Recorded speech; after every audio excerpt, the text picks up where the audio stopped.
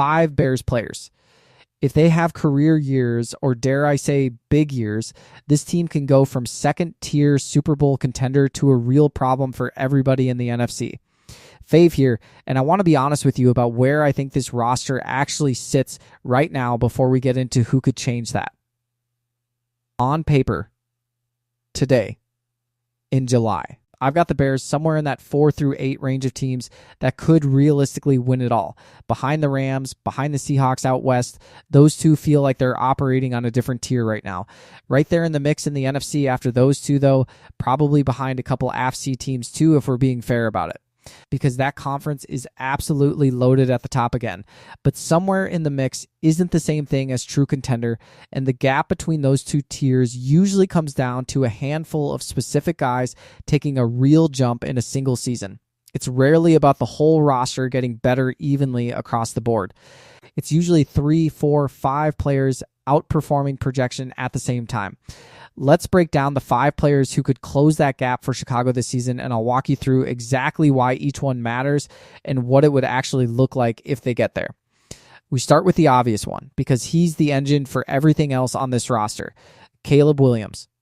If Caleb ascends into legitimate top 5 quarterback territory this season, I'm not saying nothing else on this roster matters, but it carries an enormous amount of weight on its own, probably more than any other single variable on this list combined. Think about what Josh Allen has done for Buffalo over the years. The defense hasn't always been great up there. The supporting cast has had real holes at times, whether it's been the offensive line or the receiving core in different seasons, but Buffalo's been in the mix nearly every single season regardless, because when you have a genuinely elite quarterback, that alone keeps you competitive through the rough patches that would sink most other teams.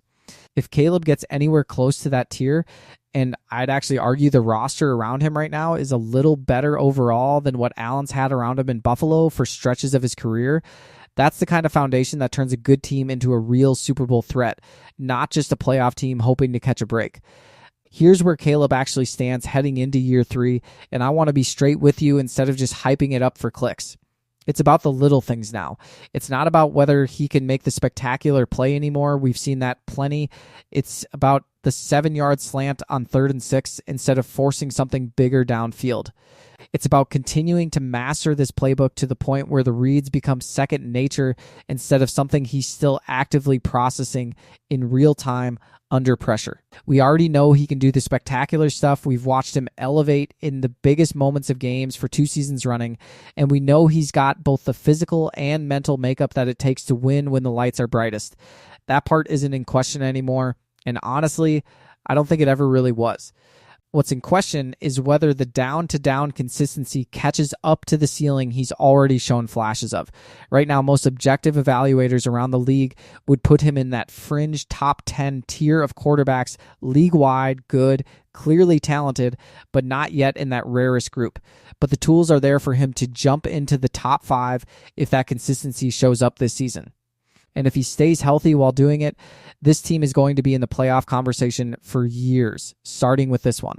A quarterback who's already shown he can win the biggest moments just needs to cut down on the moments where the game gets away from him in the first place, and that's a very fixable gap for a player entering his 3rd pro season with real offensive continuity for the first time in his career. Next, and I know we've beaten this topic into the ground all offseason long, but Austin Booker matters more than almost anyone outside Chicago realizes right now. Yes, I still think this team could have used more proven help at the position this offseason. That's not a new take for me, and I'm not walking it back just because the season's approaching. But given how the front office actually approached this offseason, spending resources elsewhere instead of chasing a veteran pass rusher, it's pretty clear they believe in Booker's trajectory, and the tape genuinely backs that belief up if you go back and watch it closely. If Booker takes the next step and gives you something in that 9 or 10 sack range this season, gets even a little better setting the edge against the run, and I thought he already improved noticeably in that specific area from year 1 to year 2, now you're talking about 2 legitimate difference makers on the edge instead of one dominant player and a rotation of question marks. Maybe not 2 true elite pass rushers on the level of the league's best duos, but 2 red chip level players lined up next to each other in Montez Sweat and Austin Booker. That changes how opposing offensive coordinators have to game plan every single week because you can't scheme your protection to just neutralize one side of the line anymore. Look at how Booker's 2025 season actually played out, because the trajectory here tells the real story better than any single number does. An injury cost him time early in the year, and he ended up playing just 10 games total, but he still finished with 4.5 sacks in that window, and his tape got noticeably better as the season progressed. More pressures piling up, more tackles for loss, more quarterback hits. The whole profile trending upward as he got more comfortable and more reps under his belt. He also stepped into a significantly bigger role once Dayo Odeyingbo went down with his season-ending injury, starting 9 of those 10 appearances down the stretch, and he carried that momentum directly into both playoff games, including a genuinely impactful performance in the wildcard win over Green Bay that Bears fans still talk about. If he can stay healthy for a full training camp and a full preseason this time around, instead of working his way back into form in November like he had to last year and carry that late season form into week 1 instead of building back up to it over half a season, there's a real path to a double-digit sack season here. I'm not going to sit here and promise you 13 sacks off a small sample size extrapolation because that's lazy analysis and you deserve better than that from this channel. But 9 or 10 sacks with a strong pressure rate and solid physical run defense feels genuinely attainable given what we already saw from him down the stretch. And that alone would be a massive difference maker for this front four heading into a season where the Bears are trying to prove last year wasn't a fluke.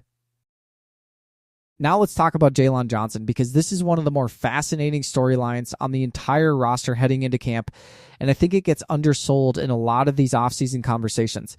We're not that far removed from Johnson playing at a legitimate all-pro level. 2-time Pro Bowler, a guy who was genuinely one of the better cornerbacks in all of football not that long ago. Someone opposing offenses actively game planned around. But 2025 was about as frustrating a season as it gets for him, top to bottom. He tore his adductor off the pelvic bone in a private summer workout before camp even started, which is a brutal way to begin a season before you've even played a snap. He tried to play through it in week 2 against Detroit, aggravated the injury further in that game, and ended up needing surgery that cost him the better part of 3 months.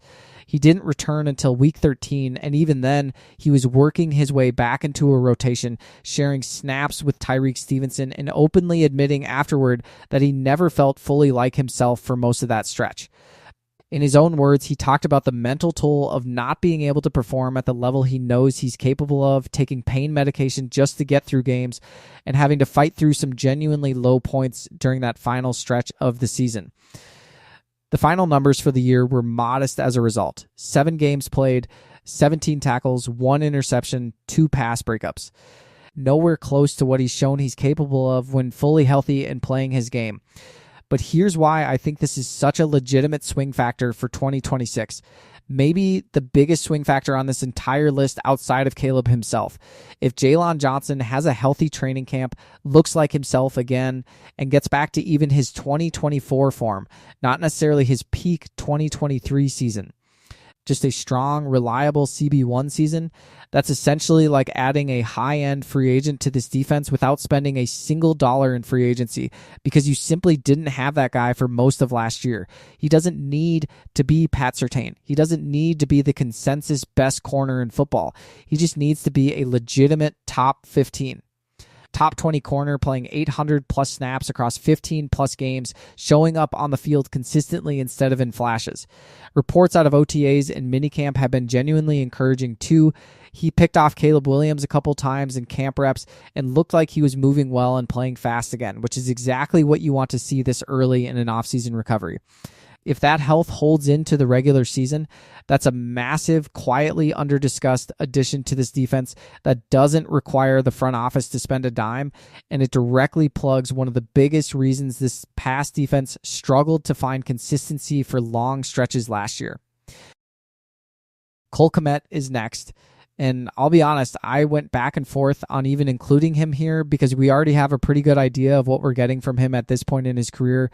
He's already established himself as one of the better young tight ends in this league. Full stop, no debate needed there. But there's a real difference between very good tight end and the best tight end in football, and I think Kmet has a legitimate shot at that second rarer tier if everything clicks for him this year. Picture it being mid-November and the national conversation actually starting to shift toward him being the best at his position, period, not just in the conversation, but at the top of it. If he ends up around 80 catches, 1,200 yards, 10 touchdowns this season, that would be an enormous, borderline transformative development for this offense heading into the stretch run. It's genuinely hard to project his exact target share given how much volume Rome Odunze and Luther Burden are both going to command in this passing game. And Ben Johnson is clearly going to have design touches dialed up for other pieces across the field too, so it's not like Kmet's going to see a target on every single snap. But we saw the flashes in the second half of last season, especially in that playoff win over Green Bay, where Kmet was genuinely borderline unguardable for stretches of that game. Winning matchups against linebackers and safeties alike with ease. He's got that same kind of mismatch potential that Travis Kelce built an entire decade of dominance around in Kansas City. I'm not sitting here telling you Kmet is Kelce. That's a lot of production and a lot of history to live up to. But the movement skills, the catch, radius, the way he wins leverage against slower defenders in the middle of the field, that's the same general archetype, the same kind of matchup problem for a defensive coordinator. And he's still only 22 years old, which is honestly a little wild to think about given how advanced his game already looks on tape. If he takes that step into legitimate top-tier tight end territory this season, that's a real sustained weapon that helps this offense survive a deep playoff run when defenses start taking away the obvious stuff. Last on the list, and I think this one flew under the radar more than any single move the Bears made this entire offseason, Devin Bush. The ceiling here isn't as sky high as the other four names on this list. I'll be upfront about that. This isn't a guy who's going to single-handedly transform a unit, but the value proposition behind this signing is legitimate, and I want to walk you through exactly why it matters, because I don't think it's gotten nearly enough attention given how it actually shakes out financially and schematically. Chicago made a calculated bet this offseason, releasing Tremaine Edmunds and pivoting to Bush as his direct replacement at the position. Edmunds carried a $17.9 million cap number heading into 2026, a price point that had become genuinely difficult to justify given how the front office wanted to reallocate resources across the rest of the roster. He was released in early March, and it didn't take him long to land elsewhere. He quickly signed a 3-year, $36 million deal with the New York Giants, which breaks down to $12 million a year with $23.7 million guaranteed. Chicago, meanwhile, moved fast in the other direction and locked up Bush on a 3-year, $30 million contract of their own, including $21 million guaranteed, which works out to a $10 million average annual value, putting him in the same general financial tier as guys like Zaire Franklin, Frankie Louvu, and TJ Edwards around the league. Same general market range, $5 million a year cheaper than what they just let walk out the door. So what did the Bears actually get for $5 million less per year than what they were paying Edmunds? A linebacker who, by every advanced metric available, graded out better than Edmunds in both key phases of the position last season. Bush posted an 80.4 coverage grade with Cleveland in 2025, which ranked fourth best among all qualifying linebackers league-wide, not just solid. Genuinely elite in that specific area. He paired that with an 87.3 run defense grade that ranked 8th at the position overall. That's a legitimate 3-down profile on paper. Actually named this one of the best value signings of the entire 2026 free agency period when they published their rankings, specifically pointing out that 6 different linebackers signed bigger deals this offseason than Bush did, including Edmunds himself up in New York. Think about that for a second. The guy Chicago let walk got paid more than the guy who replaced him. And by Puff's own numbers, the replacement graded out better in the season prior. Bush is a former first-round pick who didn't hit his ceiling early on in Pittsburgh after a torn ankle slowed his explosiveness down for a couple seasons, but he's fully rebuilt his career over the past 2 seasons in Cleveland, and general manager Ryan Poles specifically targeted speed and range at this position when they went shopping in free agency. That's exactly Bush's calling card as a player. He's one of the faster linebackers in the entire league, sideline to sideline. He makes plays on the football in a way that shows up on tape and in the takeaway column. and he profiles as a legitimate 3-down piece who can hold up in coverage in a way Edmonds by the end of his Chicago tenure increasingly couldn't against tight ends and backs out of the backfield. If Bush gives this defense anywhere close to what his tape in Cleveland over the past 2 seasons suggests he's capable of, this ends up looking like one of the sneakiest smart value plays of the entire offseason across the whole league, not just for Chicago, a full defensive upgrade at a discount price, which is exactly the kind of roster building move that quietly separates good front offices from great ones over a multi-year stretch. So where does that leave us heading into training camp? 5 names: Caleb Williams, Austin Booker, Jalen Johnson, Cole Kmet, and Devin Bush. And if even 3 or 4 of these guys have genuinely big years, not even career years necessarily, just big years relative to what's realistic for each of them, I think this roster stops being a fringe second-tier contender and starts being a team nobody in the NFC actually wants to see in January. There are other names you could reasonably point to as well if we wanted to keep going down this list. If Luther Burden takes a real second-year jump as a receiver, if the interior of this defense finds another gear up front, if either safety spot outperforms modest expectations, there's more than just these 5 paths to a genuinely big season for this football team. But these are the 5 that stand out to me specifically as the swing factors that could actually change the ceiling on this entire roster. The guys whose outcomes this season have the widest range between solid role player and true difference maker. And that range is exactly where Super Bowl runs get built or fall apart. So here's what I want to know from you watching this. Are the Bears a real Super Bowl contender this season, or are they still a tier below the true top teams in the NFC right now in July? Drop your honest take in the comments below, smash that like button if you're buying the hype heading into training camp, and subscribe to Faves for more no-filter Bears coverage, rumors, and breakdowns all summer long as we get closer to real football. Bear down.